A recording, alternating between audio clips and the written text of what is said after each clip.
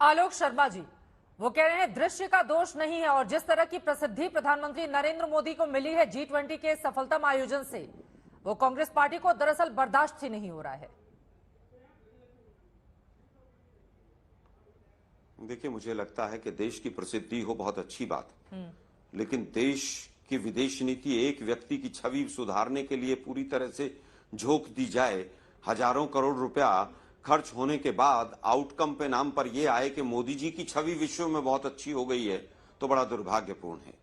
देश ये बड़ी अच्छी बात कही आप। देश की छवि को क्या हुआ, देश की छवि को क्या होगा, देश की छवि के सहारे हमें क्या मिला, चर्चा इस पर होनी चाहिए। मोदी जी की छवि विश्व में बढ़ गई है। देश की छवि नहीं बदली है क्या? बाइडेन थे जिन्होंने 2.5 साल तक मोदी जी की ओर से देखिए नेतृत्व, चूंकि अध्यक्षता भारत कर रहा था। आप आलोक जी सवाल सुन लीजिए, तो क्या उससे देश को फायदा नहीं मिला है? बहुत सारे मुद्दों पर हिंदुस्तान ने जो ताकत दिखाई है रूस यूक्रेन के संदर्भ में, क्या उससे देश की छवि मजबूत नहीं मिली है?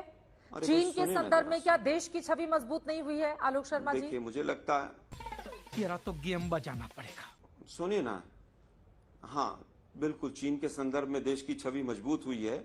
चीन कई जगह हमारे देश में घुसकर बैठा है, वो बाहर चला जाएगा रात को अब, और आज तक के स्टूडियो में बता के जाएगा नॉक करके कि मैं बाहर जा रहा हूं। अब छवि अच्छी हो गई है। ये स्व विश्व गुरु जो साहब है ना, स्व घोषित जो विश्व गुरु साहब हैं, और उनके पीछे जिस तरह से आप लोग स्तुति करते हैं, मुझे बताइए 2.5 साल तक हिंदुस्तान सबसे बड़ा डेमोक्रेटिक नेशन है, उसको अगर अमेरिका अपना एम्बेसडर भी नहीं देता है तो छवि कहां गई थी उस टाइम पर? मैं सवाल छवि कहां गई थी अमेरिका में जब वो आज राष्ट्रपति वहां पर लेकिन आलोक शर्मा जी बड़ी विनम्रता से मैं एक चीज रोकना चाहूंगी, एक सेकंड सर सुनिए, मैं बोलूंगी बीच में। आप व्यक्तिगत टिप्पणी अगर चैनल को लेकर या एंकर को लेकर करेंगे तो मैं बोलूंगी। आलोक शर्मा जी ये तरीका ठीक नहीं है। आप यहाँ पर बीजेपी से अपनी जो भी आपकी बोलने दे, तकलीफ हुआ है बेचारे को, असहमति हो वो जताइए। यहाँ पर आलोक जी जितना सम्मान सुधांशु जी को दिया जाएगा उतना ही आलोक शर्मा जी आपको भी दिया जाएगा, लेकिन अगर आप व्यक्तिगत टिप्पणी करेंगे आलोक शर्मा जी तो मुझे जवाब देना पड़ेगा। मुझे लगता है मुद्दों पर बात करते हैं, यहाँ पर आज तक पर चर्चा नहीं हो रही है। प्लीज आलोक शर्मा जी, बहुत विनम्रता से गुजारिश है आपसे, अपनी बात को आगे बढ़ाइए। मैं बड़ी विनम्रता से कहूंगा कि जो चीजें बीजेपी के प्रवक्ता नहीं बोलते हैं, आप अपनी तरफ से नहीं बोला करें। आप पूरा देश देख रहा है कि चित्रा त्रिपाठी बीजेपी की सरकार को बचाने के लिए क्या कर रही है, पूरा देश देख रहा है। मेरे से ज्यादा आप बोली हैं, सुनने का धैर्य रखिए आप लोग। मोदी जी की स्वस्तुति करना आपका G20 का आयोजन अच्छा हुआ या खराब हुआ ये बताइए। आपको सुनना G20 का आयोजन अच्छा हुआ या खराब हुआ? हाँ सुनाइए, आपको सुनने के लिए बैठे आलोक जी, व्यक्तिगत टिप्पणी मत कीजिए प्लीज। बीच में ना बोल थारे मोदी जी, आप लोगों ने मोदी जी से सीख लिया है कि मोदी जी विपक्ष को बोलने नहीं देते, और आप भी कांग्रेस के प्रवक्ता को नहीं बोलने दे रही। ये मोदी जी के पद चिन्हों पर है। आप मुझे लगता है शांति से सुनिए, मैंने बड़े शांति से बात करनी शुरू की, लेकिन आप 3 बार बीच में उछले, इसलिए क्यों, कारण क्या है? उछले नहीं है, सवाल पूछा है, बर्दाश्त नहीं कर पाते शब्दों का चयन बीजेपी का प्रवक्ता शांति से बैठता है। उछले नहीं है, बीजेपी का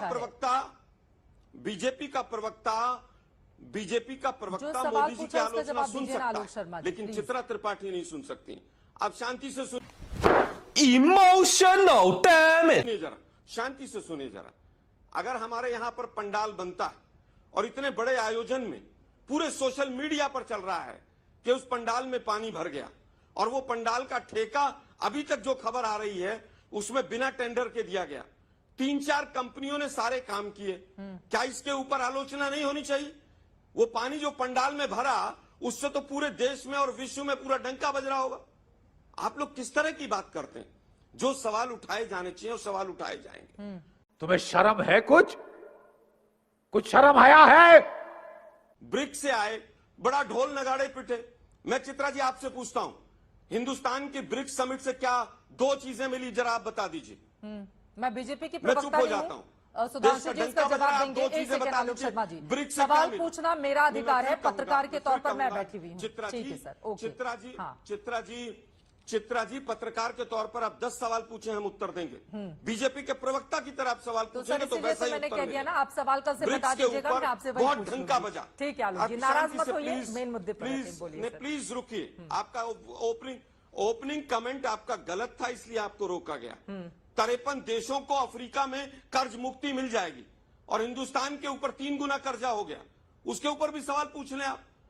पूछ आज तक लेती हूँ, दिखा रहा आप बोल पता नहीं क्या बम हो पूछ गया। लेती हूँ मैं अरे सुधांशु भाई, जी अगर से। इतना ही एक मिनट सुनिए ना मैडम, हाँ। सुनिए ना मैडम, एक मिनट आप पूरे मेरे वक्तव्य के बीच में बोलती रहिए, क्योंकि आप बीजेपी की आलोचना नहीं सुन सकती हैं, इसलिए व्यक्तिगत तौर पे कह रहा हूं मैं आपसे, आप सुनिए धैर्य से, सुनने की आदत डालिए आप लोग। सही पकड़े हैं। 6-7 महीने हैं इनके, जा रहे हैं। वापस आता हूं मुद्दे पर मैं। एग्रीकल्चर की बात आई, भाई हमारे यहां पर एग्रीकल्चर में प्रति व्यक्ति आय 32 रुपए से घटकर 27 हो गई, लेकिन पूरे विश्व को विश्व गुरु साहब एग्रीकल्चर में इनकम कैसे बढ़ाई जाए उसके बारे में बता रहे हैं। हमारे यहां पर सूखे की सिचुएशन है, उससे निपटने के लिए नीति आयोग से संबंधित एक मीटिंग नहीं हुई, लेकिन पूरे विश्व को हम बता रहे हैं। भाई बहुत अच्छी बात है, G20 पे आपने 20, 25, 30 हजार करोड़ रुपया केवल एडवर्टीजमेंट पे खर्च कर दिया। पूरे हिंदुस्तान के पेट्रोल पंपों पे एक ही चेहरा लगा दिया। पूरा विश्व का मीडिया कह रहा है कि हमारे राष्ट्रपति, हमारे प्रधानमंत्री वहां पर नहीं गए थे क्या? एक व्यक्ति की स्तुति में हिंदुस्तान के मीडिया ने एक एजेंडा जो G20 का होना चाहिए था वो आप लोगों से सेट नहीं हो पाया। हाँ, सुधांशु पूरे चित्रा जी, मैं कह रहा हूं कि अभी मैंने कहा कि 53 देश तो कर्ज मुक्त हो जाएंगे और हमारे देश पर 3 गुना कर्ज हो जाएगा, उसका जवाब नहीं है। इन्होंने कहा साहब विकास फंड बनेगा और कर्ज मुक्ति फंड बनेगा, और हमारे यहां भी इन्फ्लेशन फंड बना था। हम पूछ रहे हैं अगर इन्फ्लेशन फंड से मोदी जी का अर्थशास्त्र इतना अच्छा है तो हमारे यहाँ महंगाई कम क्यों नहीं हो रही है? हमारे यहाँ तो 1150 रुपए का सिलेंडर बिकेगा, तब तो कहा जाएगा कि विकास के लिए हम सिलेंडर की कीमत बढ़ा रहे हैं, और 200 रुपए घट गए तो अब कहेंगे साहब विकास बंद। खैर, बायो इतना छोटा पहले कभी नहीं हुआ होगा। फ्यूल अलायंस होगा, लेकिन हम ये सवाल पूछेंगे कि देश की राजधानी पिछले साल ही 2 महीने पर्यावरण की समस्या के पॉल्यूशन के कारण 2 महीने स्कूल बंद रहे। 2047 में क्या होगा, 45 में क्या होगा, ये बहाने बनाने छोड़ दीजिए आप लोग। 2022 में किसान की आय डबल होनी थी। आज आप पूरे विश्व को किसानों पे पूरी तरह से ज्ञान दे रहे हैं और अपनी आय घट गई। यहां पर हम सवाल भी नहीं पूछेंगे। विश्व गुरु साहब ने पता नहीं क्या कर दिया। हम केवल ये पूछ रहे हैं कि आप कह रहे हैं कि किसानों को, शुगर केन के किसानों को फायदा होगा। अरे भाई, सुप्रीम कोर्ट का आदेश है कि जो बकाया है उनके बकाया दिलवा दीजिए, और अगर 14 दिन में नहीं देंगे तो उनको, किसानों को उनका ब्याज देना पड़ेगा। आज तक ब्याज नहीं दिया आप लोगों ने, लेकिन पता नहीं 2020 में क्या होगा, 25 में क्या होगा, 40 में क्या होगा। आप देश को केवल और केवल गुमराह करते हैं। मेरा सवाल था कि लगभग 20,000 करोड़ रुपया विश्व गुरु की छवि को बनाने के लिए खर्च हुआ, देश को क्या मिला वो कैटेगरी के लिए पता चलना चाहिए। जब ब्रिक्स से देश से प्रधानमंत्री लौटे थे, सम्मेलन थे, तो वो तो बाद में सोशल मीडिया पर खबरें आई कि हमारे देश के प्रधानमंत्री को वहां पर बैठने के लिए भी एक जगह सोफे पर नहीं कहा गया। हम सवाल ये तो लेटेस्ट न्यूज है, नहीं पूछेंगे देश की छवि क्या बढ़ रही है उस चीज से। आप केवल और केवल अपनी छवि और 2024 के इलेक्शन के लिए अगर खर्चा करेंगे तो हम सवाल पूछेंगे आपसे। अगर पंडाल में पानी घुसेगा तो हम पूछेंगे कंपनी गुजरात की तो नहीं, हम बिल्कुल पूछेंगे। हम विपक्ष हैं और विपक्ष की तरह सवाल पूछेंगे। न प्रेस कॉन्फ्रेंस करूंगा, न प्रेस कॉन्फ्रेंस करने दूंगा, न देश को कुछ पता चलने दूंगा। अगले दिन पूरा मीडिया मेरी स्तुति करेगा और मैं बल्ले बल्ले करके चला जाऊंगा। अब हम नहीं जाने देंगे। मेरे सीधे सवाल, देश को क्या मिला, देश को बताया जाए। क्या चीन पीछे हट जाएगा, बताया जाए। चीन और रूस क्यों नहीं आए, बताया जाए। G20 के आयोजन का मॉडल, अगर आप मीडिया की खबरें ही देखिए कि प्रति किलोमीटर 1,000 करोड़ खर्च हुए हैं। अगर 40,000 करोड़ भी खर्च हुआ होता तो भारतीय जनता पार्टी के प्रवक्ता और उनके समर्थन में बोलने वाले लोग यही कह रहे होते कि शानदार आयोजन हुआ। हम एक ऐसा देश है जहां पर देश के प्रधानमंत्री 9 साल से अपनी गरीबी की मार्केटिंग कर रहे हैं, लेकिन जब वाकई देश को की तस्वीर दुनिया के सामने रखने का समय आया तो उन्होंने देश के गरीबों को ढक दिया। दिल्ली में देश के गरीबों को ढक दिया, और जो जानवरों के साथ बर्ताव हुआ उसकी वीडियोस मीडिया नहीं दिखाए, हमने नहीं दिखाए। तो और तुम चुल्लू भर पानी में जाके डूब के मर जाओ। ढका सिर्फ इसलिए नहीं कि लोग नहीं देख सके, देश के गरीबों को इस तरीके से ढका कि उनके ऊपर मोदी जी की तस्वीर दिखाई दे। और इसमें वो प्रधानमंत्री की आलोचना भी होती रही है कि अपनी गरीबी की मार्केटिंग करते हुए वो एक व्यक्ति को दुनिया का सबसे अमीर व्यक्ति बनाने की कोशिश में लगे हुए हैं।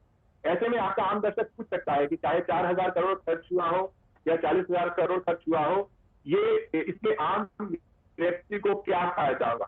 जो तीसरी बात, मुझे लगता है मिसलीड ये सरकार करती आ रही है पिछले 9 वर्षों से, और पूरी तरह से मिसलीड करती आ रही है।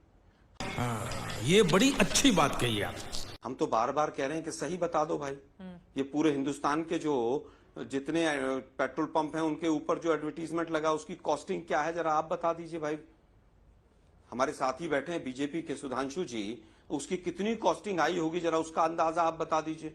4,000 करोड़ नहीं है, ये 20,000 से 25,000 से 30,000 करोड़ की अगर वैल्यूएशन आएगी तो नहीं, ये 20,000 से 25,000 से 30,000 करोड़ की अगर वैल्यूएशन आएगी तो, लेकिन उनकी ये बिक गई है गवर्नमेंट, अब गवर्नमेंट में कुछ नहीं है। की सरकार है, उन्हीं का सरकार का इंफॉर्मेशन डिपार्टमेंट है, वो क्या जवाब देगा पूरा देश देख रहा है। ये जितने एडवर्टीजमेंट हुए थे, जितने होर्डिंग्स लगे थे, किसी पर नहीं लिखा था नीचे किस डिपार्टमेंट ने छपवाए हैं। ये किसने छपवाए थे, कहां से छपे थे, हमें नहीं पता।